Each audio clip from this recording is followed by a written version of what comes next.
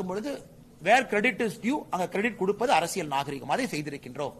ஆனால் சித்தாந்த அடிப்படையில் இருவரும் எதிரும் புதிருமாக நேர் துருவத்தில் பயணித்துக் கொண்டிருக்கின்றோம். அதில் எந்த மாற்று கருத்தும் இல்லை. அதுல எடப்பாடி பழனிசாமி அவர்கள் பயன்படுத்தக்கூடிய வார்த்தை ரகசிய உறவு, இதை பயன்படுத்தக்கூடிய எடப்பாடி பழனிசாமி அவர்கள் எதற்காக பாரதிய ஜனதா கட்சியோடு இருந்தார் என்பதே இன்னைக்கு ஒரு கேள்விக்குறி. அதாவது ஆட்சியில் இருக்கும் பொழுது ஒரு பேச்சு, ஆட்சியை தக்க வைக்க வேண்டும், நிலைத்திருக்க வேண்டும் என்பதாக ஒரு பேச்சு, மத்திய அரசை பயன்படுத்தி முழுமையாக தமிழகத்திற்கு நிதியை பெற்றுக்கொண்டு அதன் மூலமாக மாநில அரசு தான் செஞ்சுன்னு சொல்ற போது ஒரு பேச்சு. அதையெல்லாம் முடிந்துவிட்டு இன்னைக்கு அரசியல் லாப நஷ்ட கணக்குக்காக மத்திய அரசையும் பாரதிய ஜனதா கட்சியும் குறை கூறுவது எந்த விதத்தில் அரசியல் நாகரிகமாக தமிழக மக்கள் பார்க்கிறாங்க.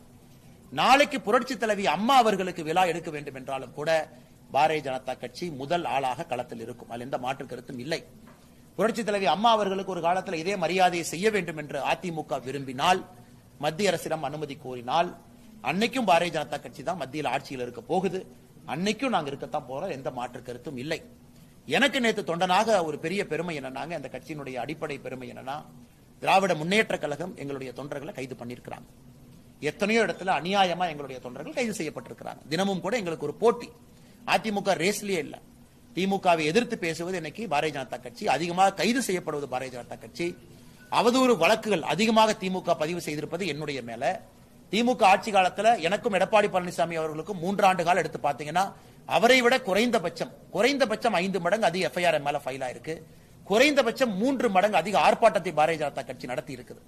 அது எதுவுமே செய்யாம இவருடைய கடமை என்னை பொறுத்தவரை, ஏன்னா அசம்பிளியில கலைஞர் கருணாநிதி அவர்களுக்கு திருவுருவ படத்தை திறக்க வேண்டும் என்று ஆட்சிக்கு வந்தவுடன் திராவிட முன்னேற்ற கழகம் அழைப்புதல் கொடுத்த பொழுது பாரதிய ஜனதா கட்சியினுடைய தலைவராக சட்டமன்றத்துக்கு நான் சென்றிருந்தேன். அந்த நிகழ்ச்சியில பங்கேற்றோம். அன்னைக்கு அதிமுக பங்கேற்றாங்க. ஆனால் இன்னைக்கு எடப்பாடி பழனிசாமி அவர்கள் சொல்ல வேண்டும், அது அரசியல் நாகரிகமா, இது அரசியல் நாகரிகமா. மூன்றாவது, என்னை தனிப்பட்ட முறையில் சொல்லி இருந்தாங்க, நான் ஏதோ கவர்னருக்கும் இங்க இருக்கக்கூடிய சிஎம்முக்கும் ரகசிய தூதரா இருந்து நீங்க டீ பார்ட்டிக்கு வந்தீங்கன்னா நாங்க மத்திய அரசு அங்க பண்ணுவோம் அப்படின்னா அவருக்கு எந்த அளவுக்கு அரசியல் புரிதல் இருக்குது என்பதை அது உணர்த்தது. ஒரு கிணத்து தவளையாக இந்த அரசியல் பேசிக் கொண்டிருக்கின்றார். எந்த அளவுக்கு அவருடைய அரசியல் புரிதல் இருக்கு. ஒரு ஆளுநர் கொடுக்கக்கூடிய தேநீர் விருந்து என்பது பத்திரிகையாளருக்கும் அதே மரியாதை. நீங்களும் வர்றீங்க டீ பார்ட்டிக்கு, ஏன்னா உங்களையும் ஆளுநர் பாக்குறாங்க. பத்மா விருதுகள் பெற்றிருப்பவர்களுக்கு அதே மரியாதை, அவங்களையும் கூப்பிடுறாங்க.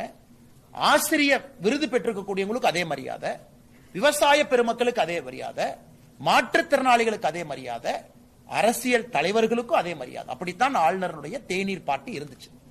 ஆனால் எடப்பாடி பழனிசாமி அண்ணன் அவர்கள் அவருடைய கட்சியின் சார்பாக தேநீர் பார்ட்டிக்கு வந்தவங்கிட்ட போன் பண்ணி கேட்டு தெரிஞ்சுக்கணும், ஆளுநருடைய தேநீர் பார்ட்டி எப்படி இருந்துச்சு, யாரெல்லாம் வந்தாங்க, 2000 பேர் ஆளுநர் கூப்பிட்டிருக்காங்களே, தமிழகத்திலிருந்து யாரையெல்லாம் கூப்பிட்டிருக்காங்க. அதை அண்ணன் எடப்பாடி பழனிசாமி அவர்கள் போன் மூலமாக அண்ணன் ஜெயக்குமார் அவருக்கு போன் பண்ணி, அண்ணன் நீங்க ஆளுநர் தேநீர் விருந்துக்கு போனீங்க, யாரையெல்லாம் ஆளுநர் கூப்பிட்டு இருந்தாங்கன்னு 1 நிமிஷம் கிளாரிஃபை பண்ணார்னா இந்த தேநீர் பார்ட்டியின் மீது எடப்பாடி பழனிசாமி அவர்களுக்கே மரியாதை வந்திருக்கும். ஆனால் இது என்னுடைய வேலை இல்லை. ஆளுநருக்கும் முதலமைச்சருக்கும் சமரசம் செய்வது என் வேலை கிடையாது.